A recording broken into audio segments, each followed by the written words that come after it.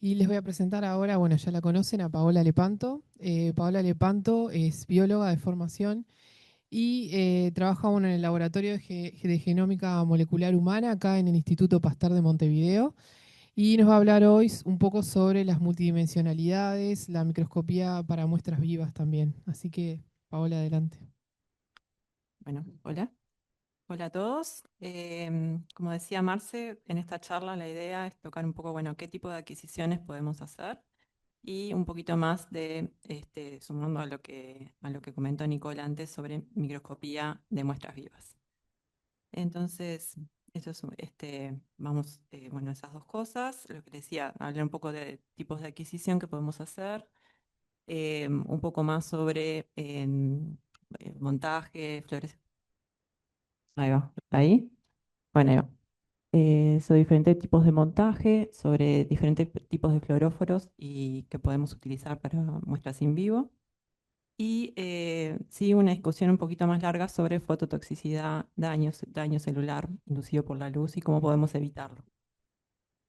Entonces, primero que nada, ustedes seguramente ya a lo largo de las charlas han podido ver que podemos adquirir la muestra de diferentes formas, ¿no?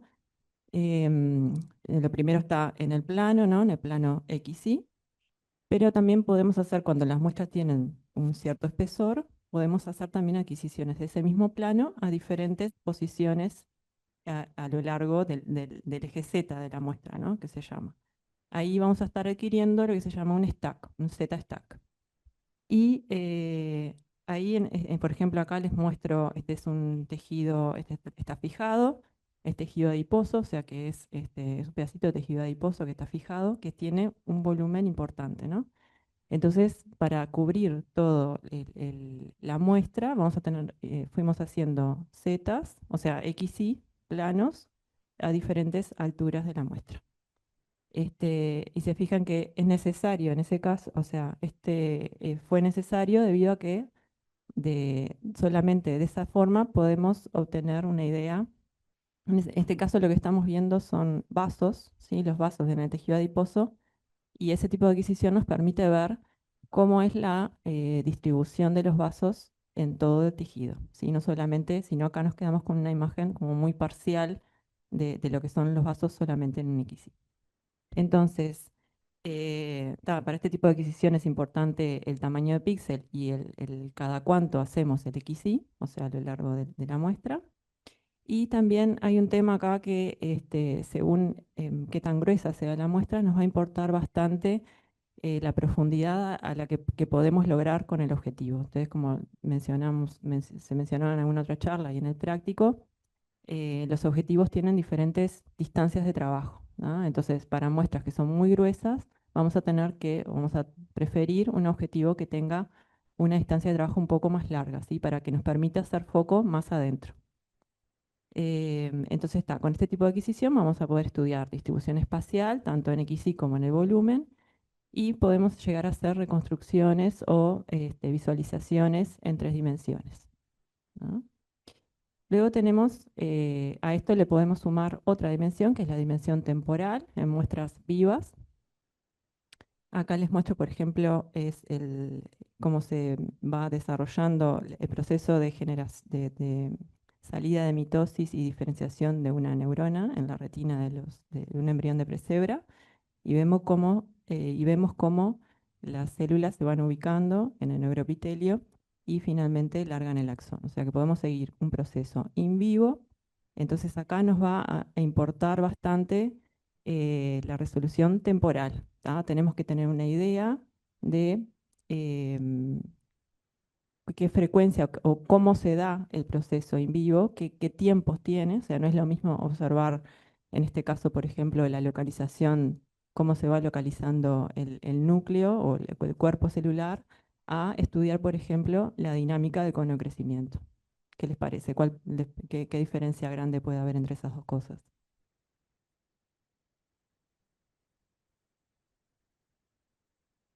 Por ejemplo, lo que yo les cuando estamos estudiando la dinámica del movimiento de una célula, en general es un proceso un poco más lento que, por ejemplo, la dinámica de procesos citoplásmicos, como puede ser la extensión de filopodios y lamelipodios en un cono de crecimiento, ¿sí? O sea, cada proceso celular tiene su dinámica, tenemos que tener una idea de cuál es para poder muestrar correctamente la muestra, o sea, fijar cada cuánto tiempo vamos a hacer adquisiciones, ¿tá? Entonces, en general, los timelapse es eso, o sea, adquisiciones ya puede ser en XY o en o un volumen en cada cierto periodo de tiempo, ¿tá? Esto es lo que le llamamos un timelapse. Y nos permite estudiar, como les decía, tanto dinámicas celulares de tejido o embriones enteros, ¿no? Cómo se desarrolló un embrión. Después también tenemos una otra dimensión extra que le vamos a agregar, que es el tema de los canales, ¿sí? Que acá podemos hacer canales diferentes lambda, o sea, como vimos, como veníamos viendo por ejemplo, con filtros, ¿no? Definir diferentes regiones del espectro que queremos adquirir según los fluoróforos que tenga la muestra. O también podemos querer hacer una adquisición espectral, que es un barrido un poco más continuo, ¿sí? O sea, de a pequeños pasos vamos barriendo todo el espectro visible, ¿sí? Entonces nos permite estudiar, por ejemplo, cambios espectrales de un fluoróforo.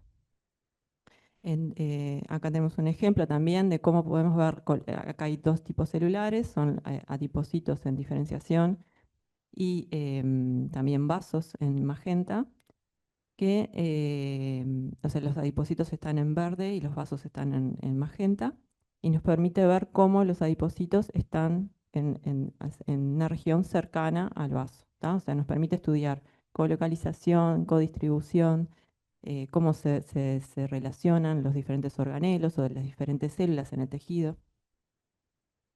Em, y bueno, está genial, uno idealmente le encantaría tener todos los canales, ¿no? O sea, la muestra marcada con 4 o 5 fluoróforos, sacar también transmitida, hacer Z-stack, la super resolución en XY, la super resolución en el tiempo, bueno, todo eso es costoso, ¿tá? Y siempre es un compromiso entre este, que tiene que tener en cuenta la pregunta que queremos responder, ¿tá? Acá simplemente es un ejercicio que, por ejemplo, para adquirir esta imagen que está acá, lo que llevó, ¿no? O sea, em, teniendo en cuenta, esto fue en confocal, entonces tenemos un tiempo por píxel de 1,54 microsegundos y cada píxel lo escaneamos 2 veces, ¿sí? Porque es como la mínima en general.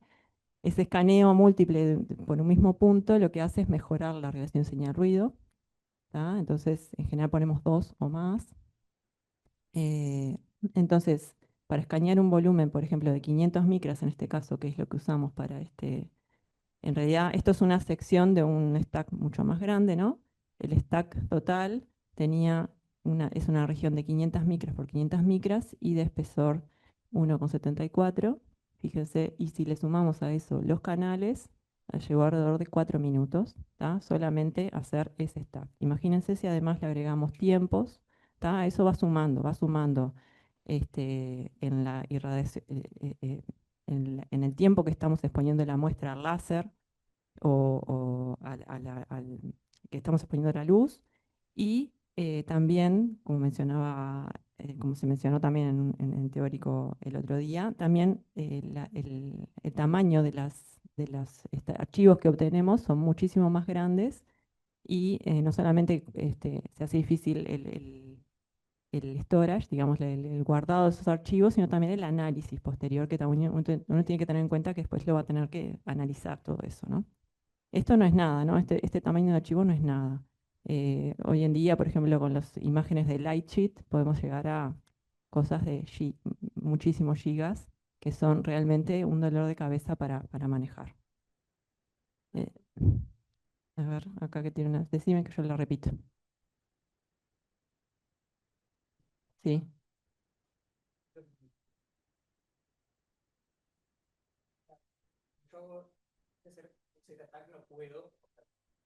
Sí, sí, acá el compañero pregunta si podemos agregar, además de hacer un Z-stack, podemos agregar la dimensión temporal y sí, Vos vas en, vos, sí, sí, o sea, vos tenés la muestra, haces un XY y lo vas bajando a diferentes posiciones de la muestra, ¿no?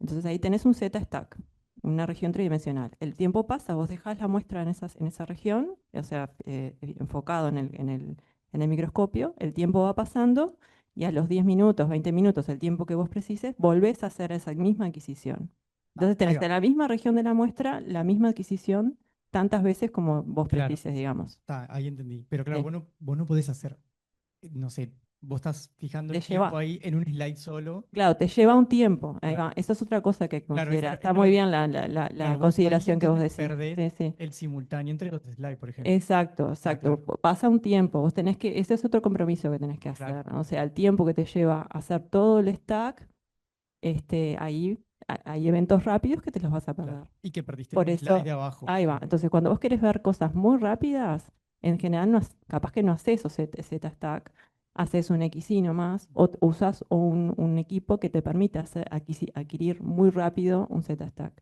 ¿Ah? Entonces, ahí ese compromiso. Ahí Para... va. Muchas Acá, gracias. por ejemplo, en este ejemplo que yo les puse, eran adquisiciones cada 10 minutos. Y adquirir la retina del bicho acá llevaba 1 minuto. Entonces, así hicimos adquisiciones de 1 minuto de toda la retina y a los 10 minutos otra misma adquisición. Entonces, vemos procesos más bien lentos, como es, por ejemplo, la translocación acá del soma. ¿Ah? Está Gracias. bárbaro, gracias por el comentario. Eh, bueno, ahora pasando un poco al tema de la bioimaging, simplemente acá una pequeña comparación. Nicole ya mencionó varias de estas cosas. Cuando trabajamos con muestras fijadas, estamos sacando como una foto en ese momento, donde idealmente todos los componentes celulares quedan en el estado que estaban en el estado vivo, ¿no? O sea, en cambio, cuando estamos trabajando con muestras vivas, podemos observar procesos dinámicos. Eso es bastante obvio. Bueno, cuando fijamos, la fijación y la permeabilización y todo el proceso de marcado y teñido pueden alterar la estructura, eso hay que tenerlo en cuenta y hay que hacer, como decía Nicole, los controles necesarios. Mientras tanto, en las células vivas también puede ser que el fluoróforo que estemos expresando o el dye que le pongamos a la muestra nos estén alterando la función, la estructura. Idealmente no, pero es algo que también hay que tenerlo como en la cabeza. Cuando trabajamos con muestras fijadas, podemos hacer un paso de amplificación. Una inmunofluorescencia amplifica muchísimo la señal, mientras que en muestras vivas dependemos un poco del fluoróforo que hayamos elegido, qué tan brillante es, qué tan estable, qué tan bien se expresa el promotor que está usando ese fluoróforo. Y bueno, cuando trabajamos con muestras fijas, tenemos un poco más de tiempo para manejarnos en el equipo, ¿no? En cambio, con muestras vivas, sabemos que nuestro evento pasa en tal momento y tenemos que estar prontos para que para adquirirlo, ¿no? Entonces, es otra presión para trabajar con muestras vivas. Y bueno, como les decía, la microscopía en vivo es un compromiso, o sea, no podemos tener resolución, buena señal, relación señal-ruido, velocidad y además conservar la salud de la muestra, ¿no? O sea, tenemos que tener en cuenta todo eso y priorizar lo que a nosotros nos va a importar. Entonces tenemos que preguntarnos, bueno, ¿qué tanto tengo que mantener la muestra viva? ¿Qué periodo? ¿No?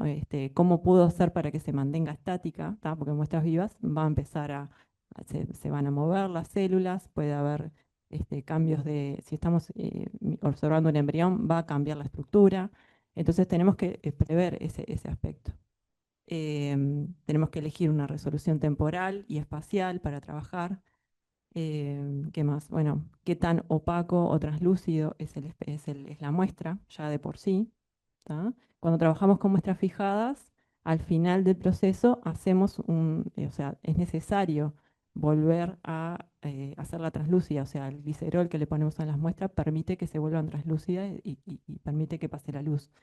En cambio, por ejemplo, con muestras vivas, por ejemplo, si ustedes que vieron gusanos o peces, son naturalmente translúcidas.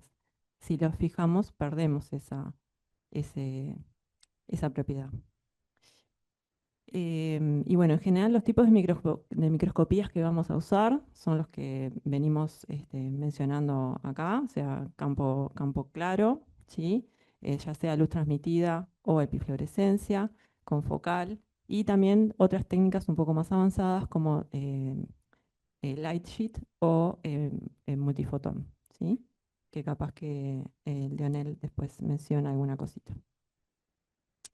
Entonces, hablando un poquito de fluoróforo, o sea, cuáles son las características ideales de un fluoróforo para hacer live imaging, tiene que ser brillante, estable, se tiene que localizar en forma específica, que no sea tóxico y que preserve la estructura del organelo que está marcando, la función de la proteína que estamos tagueando, ¿tá? Que no afecte el comportamiento del proceso que estamos estudiando, ¿tá? Hay muchísimas es bastante grande el espectro de posibilidades que tenemos. Acá simplemente les puse un ejemplo de células tagueadas con diferentes marcadores para diferentes organelos. Bueno, de vuelta a repasar también lo que mencionó Nicole sobre, por ejemplo, para células de mamífero en cultivo, cada muestra va a tener o sea, según las muestras con las que estén trabajando, cada uno va a tener que chequear, bueno, cuáles son las condiciones que permiten que esta muestra se mantenga viva. En el caso de células de mamífero en cultivo, vamos a tener que controlar todo esto, ¿no? La humedad, pH, osmolaridad, el oxígeno, la temperatura, ¿tá? Y hay diferentes estrategias para lograr cada una de ellas. Los microscopios en general tienen como estas cámaras, por ejemplo, para mantener temperatura, CO2, o también puede haber algo un poco más compacto, restringido a la plaquita, ¿no? O sea, podemos ver de los dos tipos. Y una cosa importante que pasa, que ya les comenté, como son muestras vivas, el foco puede ir variando con el tiempo, ¿tá? Es algo que es casi que inevitable. Hay cosas que sí podemos evitar, por ejemplo, las fluctuaciones térmicas. Uno puede aclimatar el stage y todos los componentes del microscopio un rato antes de empezar para evitar fluctuaciones térmicas, un poco, o sea, para que todo esté más o menos equilibrado a la misma temperatura. Puede evitar las vibraciones, ¿tá? Pero por ejemplo no puede evitar que el bicho se desarrolle y cambie de posición. Entonces, inevitablemente va a haber al final del proceso, después a nivel del análisis, ¿sí? Hay estrategias para mejorar o para, se llama registrar, o sea, que todo, lo que uno quiere observar quede en foco, quede como alinear los diferentes stacks a lo largo del tiempo para que el proceso que uno quiere observar se pueda ver correctamente. Esto es otro ejemplo de, bueno, con lo que trabajo yo, que son los embriones de pesebra. Hay diferentes estrategias para montar según la duración del experimento. Nosotros estamos usando agarosa en el práctico. Hay otro tipo de montaje un poco más transitorio, que es metilcelulosa, que es un poco más como blandita, es medio viscoso, pero es más como transitorio, ¿no? Y bueno, con los peces los embriones, lo único que hay que tener en cuenta es eso, que no se desequen, la temperatura, mantener la temperatura, este, y eso, que se queden quietitos, los anestesiamos y los montamos en agarosa para que se queden lo más quietos posibles. Después también es importante la orientación, como lo que les decía, si el proceso que estamos observando tiene que estar cerca del punto donde el objetivo hace foco, dentro de la distancia de trabajo del objetivo, ¿tá? Entonces, por eso en general intentamos orientar los embriones de forma tal de que la región que vamos a observar quede lo más cercana al cubre para que entre en el foco. Hay otras formas de montar, según, por ejemplo, esto es para light sheet, se puede poner los embrioncitos como un cilindro de agarosa. O sea, esto va a variar según la muestra y cada uno va a tener que hacer su propia como investigación al respecto. Bueno, ahora pasando un poco al tema del fotodaño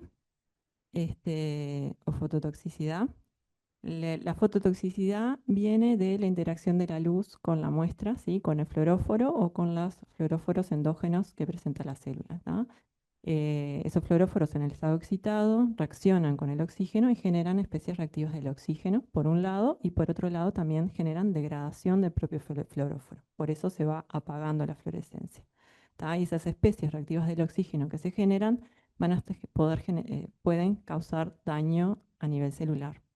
Acá un dato interesante es que según dónde esté ubicado el fluoróforo que nosotros le hayamos incorporado a las células, va a ser más o menos dañino. Por ejemplo, cuando está asociado a membrana o a mitocondria, es un poco más, puede llegar a ser más dañino que cuando está, por ejemplo, de localización citoplásmica.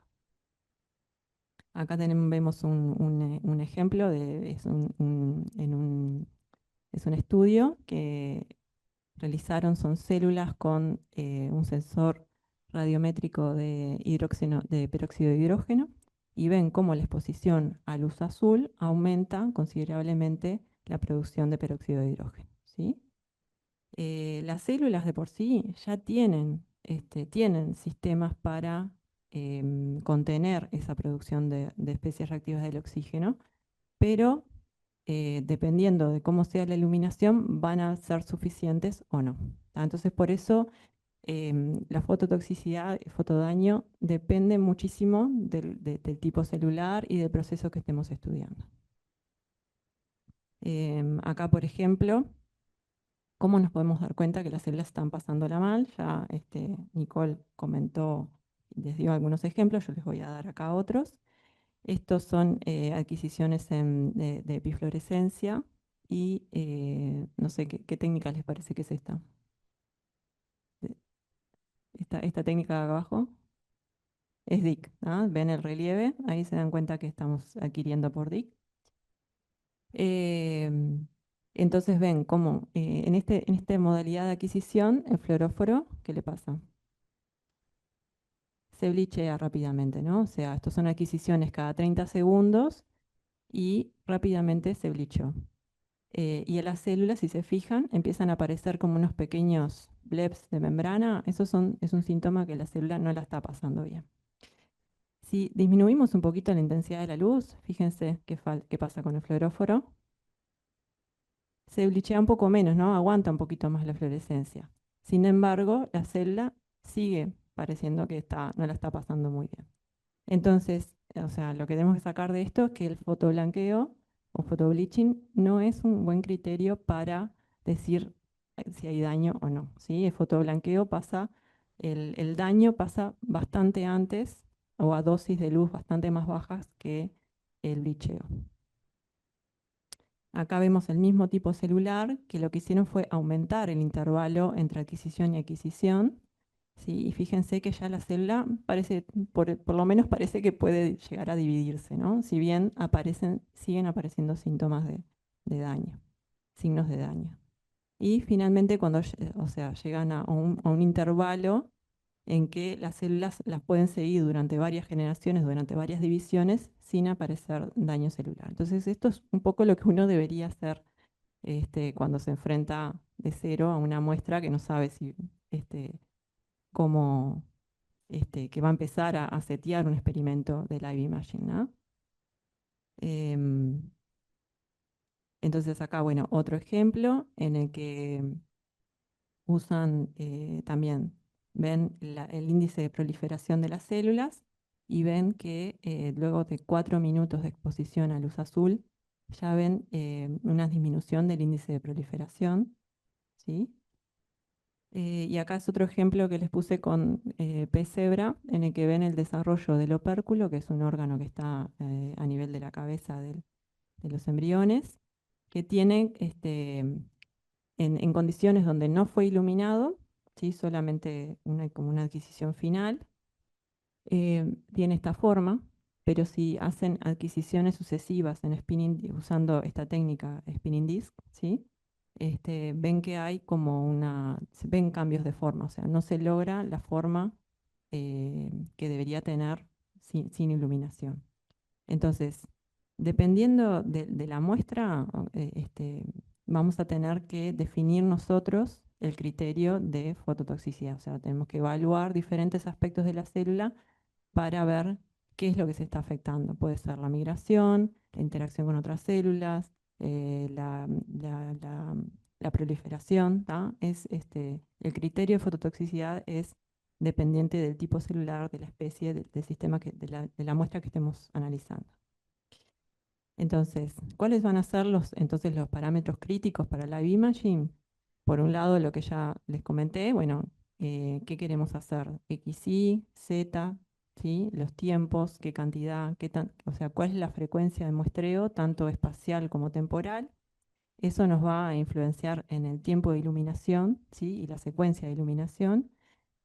También la longitud de onda de iluminación es importante, ahora les vamos a comentar. Y todo eso redunda en la cantidad de energía que va a recibir la muestra y por lo tanto el daño. Acá les mostraba la parte de la longitud de onda, cómo influye.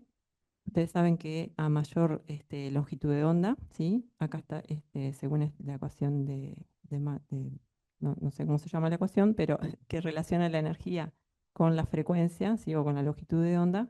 A mayor longitud de onda, menor energía. Acá vemos como en el espectro, a mayor longitud de onda, los fotones tienen menor energía, por lo tanto, menor probabilidad de daño. ¿Sí? Y acá en este ejemplo de acá, estos investigadores lo que hicieron fue evaluar el índice mitótico o cuánto le lleva a la célula entrar en mitosis a diferentes longitudes de onda y con diferentes dosis de luz, ¿sí? Acá, por ejemplo, con luz azul, ven que a todas las dosis de luz que probaron, hay un retraso de la entrada de la célula en mitosis. Sin embargo, en longitudes de ondas más largas, se precisan a dosis bajas, la entrada en proliferación es normal, mientras que a dosis más altas ya se empieza a complicar. Entonces es, como les decía, un compromiso entre cantidad de luz y la longitud de onda de esa luz. Entonces, corolario de esto, vamos a intentar usar en lo posible fluoróforos que estén un poco más, que emitan longitudes de onda un poquito más hacia el rojo, ¿no?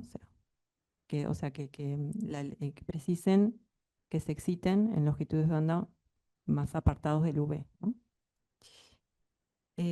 También está lo que les decía, no solo importa qué tanto se ilumina, con cuánta energía, sino qué tan espaciado está en el tiempo. En estos experimentos, estos investigadores evaluaron la diferencia entre darle un pulso de iluminar la muestra durante un periodo muy breve con alta energía versus iluminar la muestra con un pulso con una exposición más baja, o sea, con menor cantidad de luz, con exposiciones más largas. O sea, esto son adquisiciones con cámara, entonces o sea, evaluaron en esos dos extremos, o sea, en estas diferentes condiciones siempre logran la misma cantidad de luz total, ¿sí? La cantidad de luz total que llegó a la muestra en las diferentes condiciones es la misma. Entonces lo que vieron fue que la producción de especies reactivas del oxígeno, el daño y el fotoblanqueo es mayor cuando le dan más luz, más energía en periodos breves. Cuando esa energía está distribuida en el tiempo, logran menor producción de especies reactivas del oxígeno, menor daño y menor fotoblanqueo.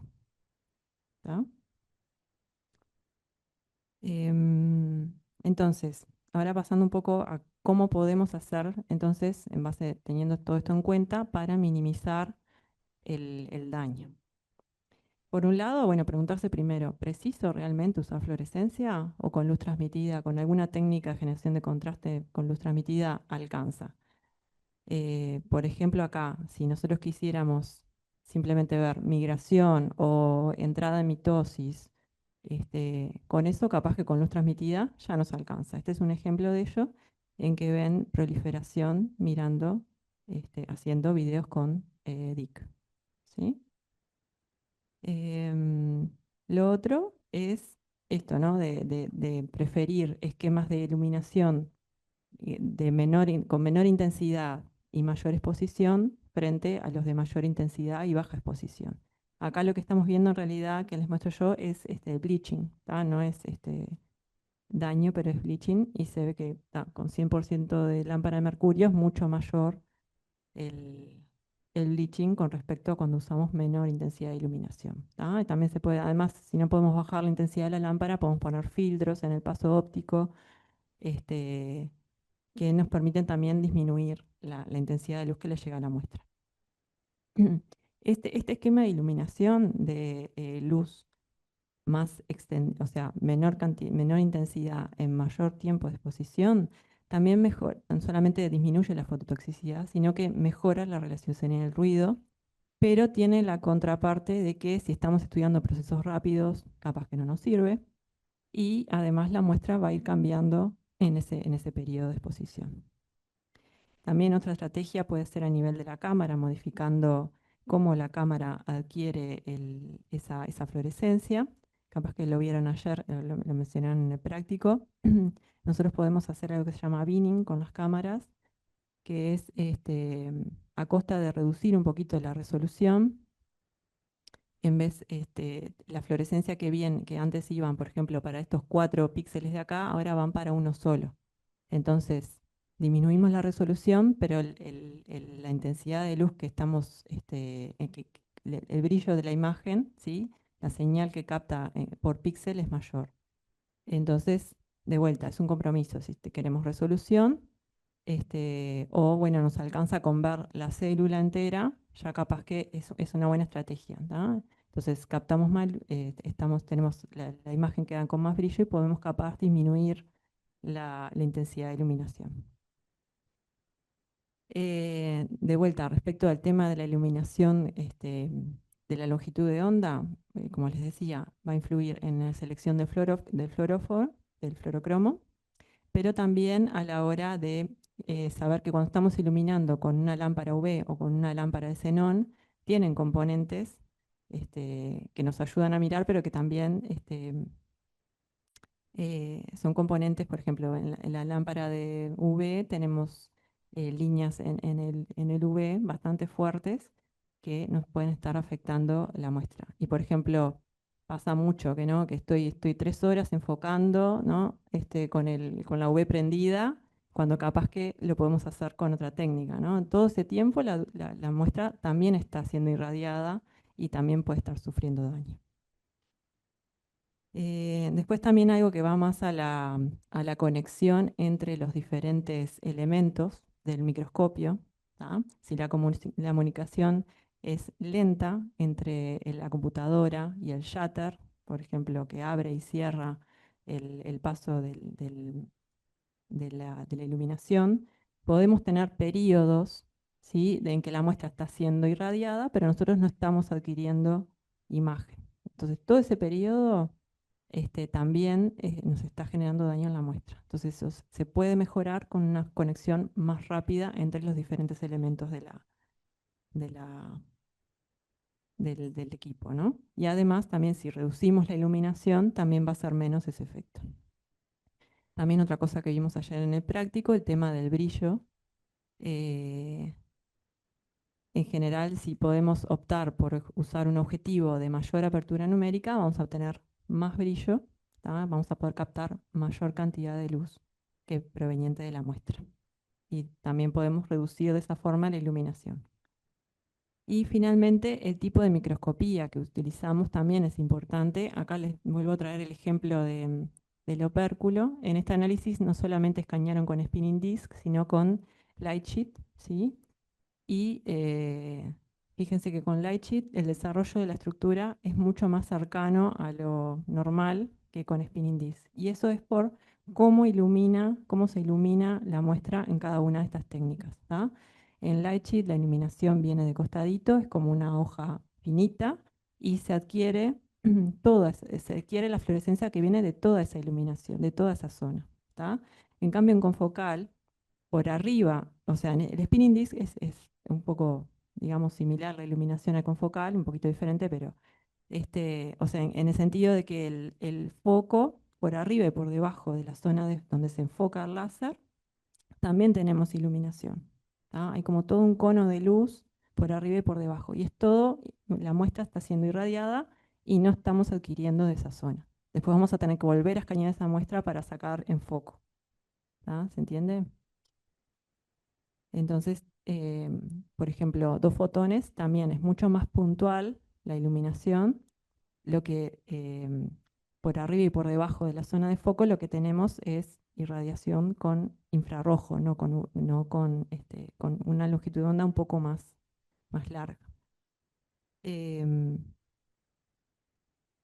Bien, entonces nada, con todo esto llegamos como a un esquema que me pareció que estaba bastante bueno, que lo presentan en este paper, para cómo puede ser un flujo de trabajo con experimentos in vivo, ¿no? Lo primero de todo es tener una idea, como les decía, de qué es lo que quiero ver, ¿sí? O sea, quiero ver moléculas individuales o quiero ver una célula, para así empezar a fijar o a definir qué resolución espacial quiero. Una vez que tengo resolución espacial, bueno, ¿qué resolución temporal preciso? ¿Qué velocidades, a qué velocidades ocurre mi proceso? Em, una vez que tengo esa idea, una vez que tengo una idea de esa resolución, bueno, voy al micro y me fijo, bueno, cuál es la exposición mínima que preciso o la intensidad de luz mínima que preciso para observar ese proceso con buena relación señal-ruido. ¿Ah? Una vez que llegamos a ese punto, bueno, hacer adquisiciones y chequear. Ahí sí vamos a ir a hacer una adquisición y chequear a ver qué le pasa a mi muestra. ¿Tiene señales de daño o no tiene señales de daño? El tema es que las señales de daño capaz que no aparecen enseguida, aparecen después de un tiempo también. Tenemos que hacer algún tipo de evaluación a ver si mi proceso se ve alterado, si las células están siendo alteradas de alguna forma. Si vemos, si la muestra permanece bien, saludable, según nuestros criterios, bueno, capaz que hay margen este, para aumentar un poquito más la luz, ¿sí? Y mejorar la relación señal-ruido. Si las células están sufriendo, ahí vamos a tener que ver, bueno, ver de bajar la iluminación, disminuir el tiempo de exposición. em, o, bueno, evaluar si hay algún método de postprocesamiento que me mejore la relación señal-ruido. Si el fotodaño todavía permanece, bueno, ahí ya capaz que tenemos que ver algo más del equipo, ver si el tipo de microscopía es el adecuado, si podemos acceder a otro que sea un poco más, no tan agresivo, o modificar la muestra de alguna forma, pasarnos a un fluoróforo más brillante, o incluir algún tipo de antioxidante. ¿Tá? Son todas estrategias que podemos usar para optimizar nuestro experimento. Bueno, con esto les dejo ahí las referencias. Muchas gracias. ¿Preguntas?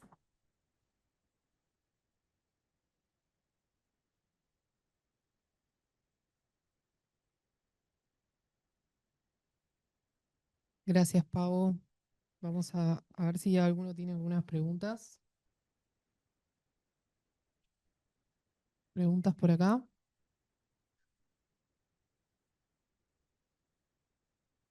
¿Quedó todo claro? Ajá. Ah, Cuando lo mostraste al principio dije, pero está la forma bien. Eso es lo único que quería ver, y después sí, justo lo pusiste y dije, siempre está la posibilidad también de, bueno, ir a una muestra fijada, ¿no? Evaluar claro, a ver cómo se ve fijado. O sea, uno en general compara claro. Porque una capaz dije, cosa con hice otra. lo mismo, pero lo hacía al principio y luego ya Claro. cuando ya esté todo Sí, formado y esto sería sin todo la exposición la exposición de la durante adquisición tanto tiempo. en el tiempo, digamos, Claro, como la estructura al final, y nada claro. más. Ahí va. Gracias. Ah, ¿Alguna otra pregunta o comentario? En el Suma hubieron algunas que yo las fui un poco dale, sí, contestando. está bien.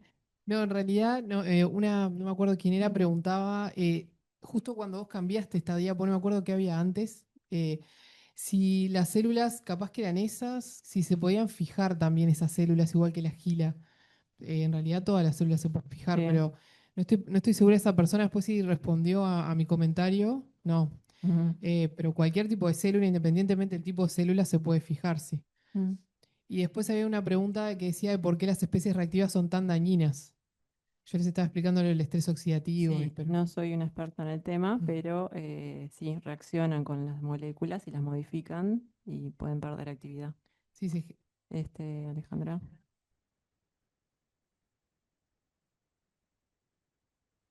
Acá viene la química. Acá. Porque en general las especies reactivas de oxígeno son especies que quedan con un solo electrón.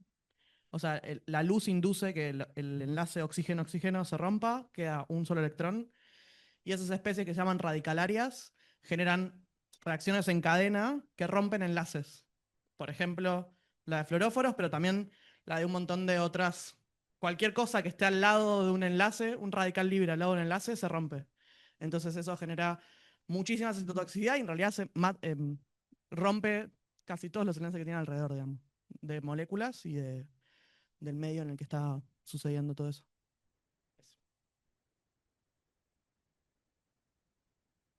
Yo lo que agregaba a eso es que, bueno, y eso puede desencadenar procesos como apoptosis, ¿no? Muerte cerebral programada. Sí, al final. Y ahí es donde la célula empieza a morir. Sí, esas que tenían globitos seguro Los que estaban en globitos son proceso de... apoptosis. ¿Hay alguna pregunta más en el chat? ¿No? Acá tenemos a Anthony. Bueno, Yendo por ese lado, perdón. ¿Cómo es? Cuando mostraste los gráficos en el que exponían a diferentes tiempos y a diferentes cantidades de luz, vuelvo. Un segundo, ahí. ahí Sí, no terminé de entender bien. sí, Entonces vos lo explica. tenés que exponer con poca intensidad. La Sí. carga termina siendo la misma al final. Al final la dosis de Claro, luz que recibe la muestra es la misma. claro, pero el tiempo es más espaciado. Exacto. Entonces, Como que le das más tiempo a la ah, muestra a acomodarse o a los sistemas de ahí va. detoxificación de la Entonces te célula. basás más en los tiempos de a- recuperación, o sea, de compensación de ese daño Sí, posible. sí, sí. Claro. O sea, de Es, neutralizar esa claro. fototoxicidad. Ojo, todo esto que les comenté es más bien para, bueno, epifluorescencia y cámaras, ¿no? Estuve como enfocado en eso. En el caso que estamos trabajando con, por ejemplo, con focal, que es lo que yo más conozco, en general también tendés a disminuir la iluminación y a cortar los periodos de irradiación. ¿Tá? Yo intento, o sea, el tiempo mínimo posible, también porque es un proceso dinámico para intentar que ser lo más puntual posible, pero también para conservar la salud de del bicho. Ahí va. Ahí va. Gracias. Sí, después otra pregunta que me acordé que había también es ¿qué software recomendabas para hacer ZStack? Bueno, hay muchos. Sí, yo Yo les estoy de la decía vieja escuela del Fiji, pero hay muchos otros ahora. claro, ahí no se entendió si era para procesar o No, adquirir. de adquirir, bueno, cada para- micro tiene su propio yo le estaba comentando eso. software. Y bueno, y un ZStack también no comenté, se puede hacer tanto en EPI como Bueno, con focal, ujú. conteniendo una platina motorizada ya, ¿no? Claro, ahí estábamos hablando de que el tema de cuando tenemos epifluorescencia, que lo estuvimos viendo aquí en las personas que estuvieron en el práctico, tenemos luz siempre que viene de otros planos. Entonces ahí un Z-stack hay que ver qué valor realmente tiene para la pregunta que tenemos. Pero por el contrario, como nos decía Inés, cuando tenemos, por ejemplo, estamos usando la técnica de DIC, de DIC, lo que vemos es que esa luz de ese plano siempre está de alguna forma en foco, no es luz que viene solo de un plano. Entonces ahí sí, como comentaba Inés, está bueno poder hacer stacks porque siempre la información es nítida, ¿no? De un solo plano. Em, sí. Marcos, El hacer registro registro, de imágenes el para registro con Fiji se puede hacer, o sea, yo al menos lo he hecho con Fiji. el registro, yo no estoy Registro entendiendo. quiere decir en el tiempo, o sea, como alinearlas en el tiempo para ¿A que eso su se refiere? estructura no se vaya de foco, digamos. Marcos, mira, sí, lo más fácil capaz que es que si vos querés abrir el micrófono, desmuteate y hacenos bien la pregunta, porque registro, capaz que en diferentes países de Latinoamérica querrá decir Ya puede ser diferente. que Hoy sí. estábamos hablando de eso, capaz que En interpretamos inglés, mal el término. en inglés es registration. Debe ser de inglés, Registration. Sí, en inglés es registration. pero no es adquisición. No, Entonces, no. está. Entonces no, yo no estoy entendiendo tampoco. No sé, Marcos. Marcos Torres era, ¿no?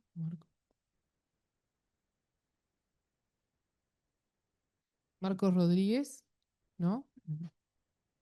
¿No estás por ahí? Marcos Rodríguez. ¿La estás escribiendo por ahí?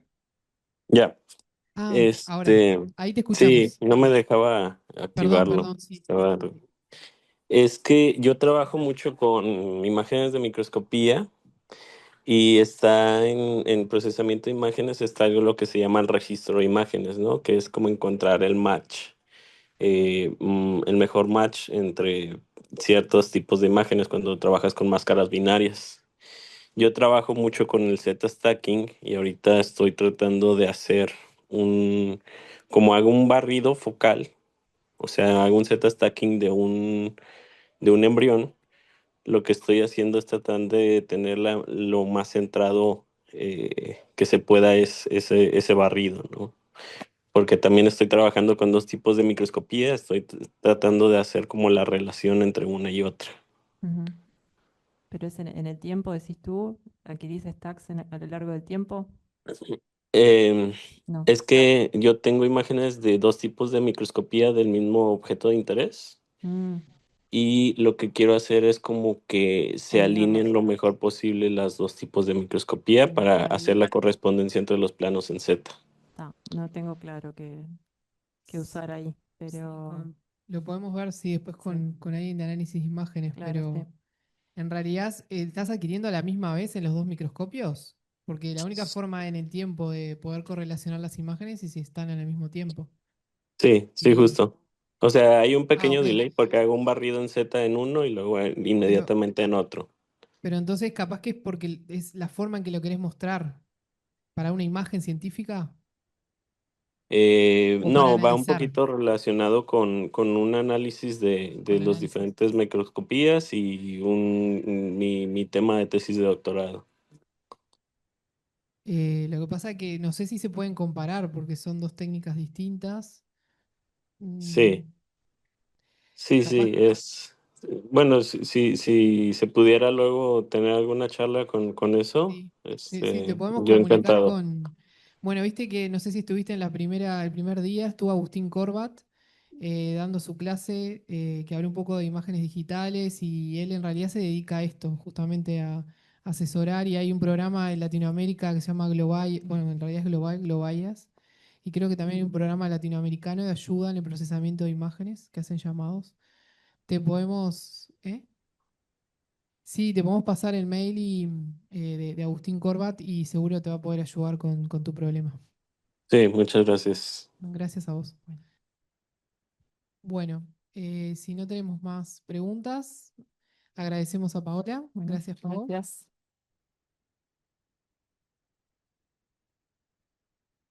Bueno, gracias a todo el público, virtual y aquí los presentes. Nos despedimos por hoy con los virtuales y nos vemos entonces mañana a la 1:30 de la tarde.